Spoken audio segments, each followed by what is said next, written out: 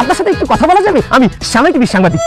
অবশ্যই স্যার, আমরা জানি আপনি ডক্টর মোহাম্মদ ইউসুফ একজন জাতিসংঘের মহাসচিব, কিন্তু তা হওয়া সত্ত্বেও স্যার আপনি অজপরাগায়ে আপনি উপজেলা চেয়ারম্যান হয়ে কেন আসলেন স্যার? আসলে আমি যে শুধু জাতিসংঘের মহাসচিব এটাই নয়, আমি এই গ্রামের একজন সন্তান। আর এই গ্রামে কাজ করার জন্য যখন আমি অফারটা পাইছি উপজেলা চেয়ারম্যানের, নিজের মাতৃভূমির টানে আমি চলে আসছি। স্যার, আমরা জানি আমাদের যে উপজেলা চেয়ারম্যান ছিলেন সাবেক, তিনি এই গ্রাম থেকে কোটি কোটি টাকা কামিয়েছেন। স্যার, আপনার কত টাকা কামানোর ইচ্ছা আছে স্যার? কয়টা আছে এই গ্রামে? মানে কি কামাবো, কি আছে তোমাদের এইখানে? হ্যাঁ, আরে সাবেক চেয়ারম্যান ভাতের থালটা পর্যন্ত সাইডে খাইয়ে চলিয়ে গেছে। আমি বাবা রোজা থাকার নিয়ত করে আসছি। আমি জানি এখানে কিছু নাই, আমার না খাইয়ে থাকতে হবে, তাই রোজার নিয়ত করেছি। কি যে বলেন স্যার, আমাদের সাবেক চেয়ারম্যানই তো এই এলাকা থেকে কামিয়েছে 100 কোটি। আহ থু, তোমার 100 কোটি চাই, টাকাটা আমার কাছে কোনো ব্যাপার না। ব্যাপার এমএ, আমি যখন বাইরের দেশে থাকি 1 থেকে 1.5 সপ্তাহের ভিতর আমার ও টাকা চলে আসে পকেটের ভিতর। আমার ইনকাম সম্পর্কে ধারণা আছে। আচ্ছা স্যার, বুঝতে পেরেছি। তাহলে স্যার, আপনার এই ভারপ্রাপ্ত চেয়ারম্যানের মেয়াদ কতদিন থাকবে? আপনি কতদিন থাকবেন স্যার? থাকবো না তোমাদের এখানে। চলেন sir. Sir sir sir sir কোথায় যাচ্ছেন স্যার? কোথায় যাচ্ছেন? আইতাল্লাম না, এর মধ্যে কোন যে আপনি থাকবেন কয়দিন? তোমরা ইন্ডিয়ার দালালি করতে করতে, চামচামি করতে করতে তোমাকে মানসিকতা হয়ে গেছে বাবা কলিকাতা। দাদা, আপনি এসছেন, খেয়ে এসছেন না যেয়ে খাবেন? কোনটা দাদা? আর কোনো কথা হবে না, আমি উন্নয়নের কাজে ব্যস্ত, আমার সময়ের মূল্য আছে। I love sir sir sir sir sir I am বোবা, আই অ্যাম বোবা, আই অ্যাম বোবা। বাইরে টাইরে যাই ওরা কি পয়সা পাও। চেয়ারম্যান সাহেব, ঘটনা তো এটা ঘটে গেছে। ওই ভারপ্রাপ্ত চেয়ারম্যান তো আজকে জয়েন করে ফেলেছে। আমাকে সামনে আমাকে ক্ষমতা উন্মোচন লোক করতে যায়, কিন্তু আমি সহ্য করতে পারতেছি না। আপনি শুধু একবার হুকুম দেন, সব করার আমি একদম পাড়াই মেরে ফেলি। না পাকা ক্ষমতা আমাকে হাত দিয়ে গেছে, তার মাথার বুদ্ধি কোনো কেউ লইয়ে যায় নাই। তাহলে আমরা এখন কি করবো চেয়ারম্যান সাহেব?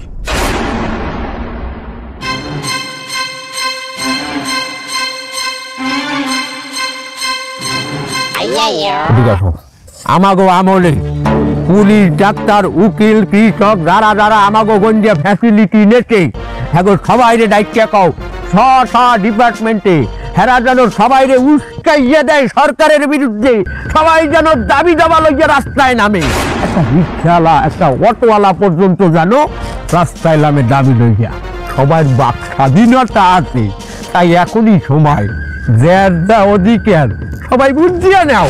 ওরা আমাকে রাজ্য ক্ষমতা অনৈতিক ভাবে নেছে। অবৈধ সরকার আমরা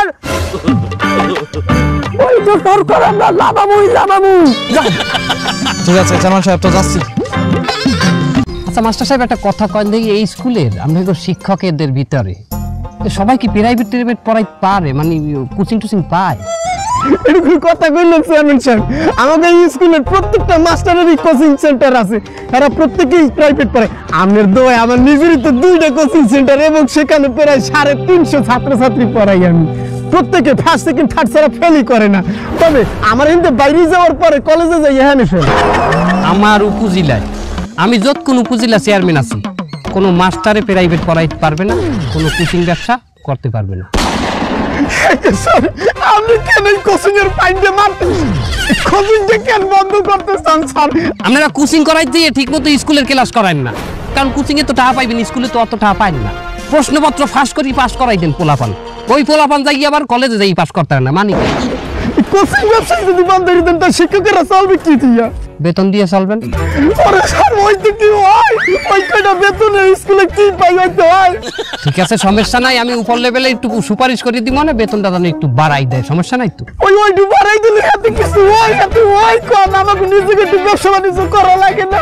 আচ্ছা ঠিক আছে, আপনার নিজের জন্য, আপনার যেহেতু হইবে না, আপনার পেট মনে হয় ভরবে না, আপনার আমি আলাদা একটা ব্যবস্থা, আপনার 1,40,000 টাকার ব্যবস্থা করে দিলে আপনার হইবে। ঠিক আছে, কি ভরা 40 লাখ টাকা দেবেন আমারে? রিটায়ার্ড করাই দিব। স্যার না স্যার, ওইরকম করে দিলে তো হইবে না স্যার। আমার বাজারে একটু মার্কেট করার শখ আছে, এটা আমি করতে পারি না স্যার। ওইরকম করুন না স্যার, আমার চাকরিটা রাখেন। এই ওনার বিরুদ্ধে কি কি অভিযোগ আছে একটু বলেন তো। স্যার, উনি ক্লাসের ফলা ফাঁকি দিয়ে কোচিং এবং টিউশনি ব্যবসা করাচ্ছেন, এবং ওনার বিরুদ্ধে সবথেকে যে বড় অভিযোগ সেটা হচ্ছে উনি একজন প্রধান শিক্ষক হওয়া সত্ত্বেও ওনার ছেলেই প্রতি মাসে উপবৃত্তি টাকাগুলো পায়। আপনার পোলায় উপবৃত্তি পাইবে কেন? উপবৃত্তি তো গরিব ফলাফানের চিহ্নে মেয়া। আস্তাগফিরুল্লাহ স্যার থানা পড়বে ছাড়া স্যার মিথ্যে কমপ্লেন দিছে আমার নামে স্যার স্যার আমি নিজেও তো গরিব আমার বাড়ি স্যার এখনো তিনতলা করছি ছাদটা পাকা করতে পারি নাই প্লাস্টার করতে পারি নাই দুর্গাদের সিঁড়িটা এখনো পাকা হয় নাই স্যার ওনার বিরুদ্ধে আরেকটি অভিযোগ আছে। কি? উনি স্কুলের প্রধান শিক্ষক হয়েও স্কুলের টিফিনের যে বিস্কুটগুলো উনি ওনার দোকানে বিক্রি করে। আল্লাহ দেখো আমার সাথে এগুলো কি চলতে আছে আল্লাহ তোমার কাছে বিচার দিলাম তুমি বিচার করো ওই দোকান আমার না আমি ভাড়া দিছি ওই জায়গাটা আমার দোকানটা আমার না বাবু আচ্ছা ওই দোকান আমনের না, ওই জায়গা আমনের, ওই ওই দোকানদার হইলো দোকান, ওই বিস্কুট আমনে দেন নাকি? ওই হ্যাঁ কোনো কথা হইবে না, লড়বেন না। হ্যাঁ রেকর্ড হয়ে গেছে, হয়েছে না? হয়ে গেছে স্যার। রেকর্ড হয়ে গেছে, কথা ঘুরেই লাভ নাই। ওনার রিটায়ার্ডের ব্যবস্থা করো। এ জাহিদ, চেয়ারম্যান সাহেব আমাকে এই জায়গায় আসতে কইলো না, তা উনি কই? ওই মাঝির কাছে জিজ্ঞেস করবো নাকি? ওই আলার বলা তো এমনি সবসময় লেট করে আসে। উনি আমাকে চেয়ারম্যান এইভাবে বলতে হয় না। তুই চেয়ারম্যান করবি না, সাবেক চেয়ারম্যান। এখন চেয়ারম্যান করলে মানুষ আমাদের ধরে খেলাবে আনে। জাহিদ, তোমারে আমি ভালো ভাবতাম, আমার এই দুর্দিনে তুমিও মুখোশ করলা। চেয়ারম্যান সাহেবের গলা না, পিছনে পিছনে নৌকায় নৌকায়। ওই চেয়ারম্যান সাহেব। আও আও, আমি কিছু মনে করি নাই। আও আও আও, তাড়াতাড়ি আও। চেয়ারম্যান সাহেব, আপনার এই অবস্থা কেন? আপনি এই ঘুমটা দিন নৌকার ঘরে বসেছেন কেন? ওরে বাবা, তুমি বোঝো না, এই সন্ধ্যাকালে নদীর গাড়ে বলাইছি কত গো। সন্ধ্যাকালে আমি এই ঘুমটা দিয়ে বই রয়েছে, গুলো তোকে ভাঙ্গে কয়া লাগবে। তাছাড়া আমি ঘুমটা দিয়ে না বই থাকলে আমি এই যে আমার এক পোলার আমি এই আসল পরিচয় আমি জানতাম না। যদিও আমি কিছু মনে করি নাই জাহিদ। তো আপনার কথায় লক্ষ্য লোক কিছু মনে করবেন না। কিছু বললা জাহিদ? যাই হোক, যে কারণে বলাইছি, আপডেট কি উপজেলার আপডেট কি? উপজেলার আপডেট খুবই খারাপ চেয়ারম্যান সাহেব। ওই বারপ্রাপ্ত চেয়ারম্যান তো সবাই মন জয় করে ফেলতেছে। ও যেসব কাজ করতেছে মানুষ খুবই খুশি হচ্ছে তাতে। সবাই কিন্তু ওই দিক ঝুঁকে যাচ্ছে। আপনার কিন্তু পথ থাকবে না কিন্তু। তোরা হিন্দু মুসলমানের মধ্যে দাঙ্গা বাজাই দে। হিন্দুর কথা যাই মুসলমানদের কয়, মুসলমানের কথা যাই হিন্দুর দ্বারে কয়। মাতারিরা যে বলে একজনের কথা আর একজনের কয়ে কিলিক বাজাই দে ধর্মে ধর্মে, দাঙ্গা বাজাই দে ধর্মে ধর্মে। যেকালে মুসলমানেরা ওয়াজ মাহফিল করবে, হিন্দু উস্কাই দিবে। তোমরা কেন ওয়াজ মাহফিল করবা না? তোমরা ওয়াজ মাহফিল করো।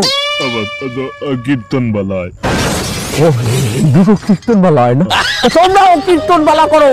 আবার অতি উৎসাহী মুসলমান আছে না কিছু, যারা বাইরে লইছে এবং কবি কি হিন্দুকে যখন পুজো হয়, পুজোর সময় যাইয়া হেগো সবার মধ্যে যাইয়া একটা গজল গাও, কিছু কোরআন হাদিসের কথা কও, তুমি বাইরে লই যাবা। এইসব কথা কইয়া এগুলো যখন করবে মানে হিন্দু মুসলমান দাঙ্গা বাঁধতে যাবে, আরো পুরো জ্বালাও পোড়াও অবস্থা হয়ে যাবে। আমরা তো হেঁটেই চাই। আমি দেখবো ওই ইউটিউব কি বলে আমার ওই চেয়ারটাই তাই। যাই আমার সামনে একটু কমা দিচ্ছি, যদি আমি কিছু মনে করি নাই। যাই তুমি ভালো ছেলে। তো আপনার কথায় লক্ষ্য লোক কিছু মনে করবেন না। জাহিদ, আমি কিন্তু ঠিকই শুনে ফেলেছি। যাই হোক, কোনো ব্যাপার না। হাতি যখন খালে পড়ে তখন চামচিকাও লাথি মারে। পাশা, এটা কেমন উদাহরণ? আমি কি খালে পড়ছি? আমি এখনো নৌকার উপরে আছি। বাবা যাও, তোমরা যাও, কেউ দেখে নাই তো, তাড়াতাড়ি যাও। ঠিক আছে চেয়ারম্যান সাহেব, তাহলে আপনি ভালো থাকেন। अब अगर तुम लोग नए हो तो यार सब्सक्राइब करो, वो जो लाल वाला बटन है उसके साथ मैरी गो राउंड खेलो या फिर टीपी टैप, मुझे नहीं पता, बस क्लिक हो जाना चाहिए।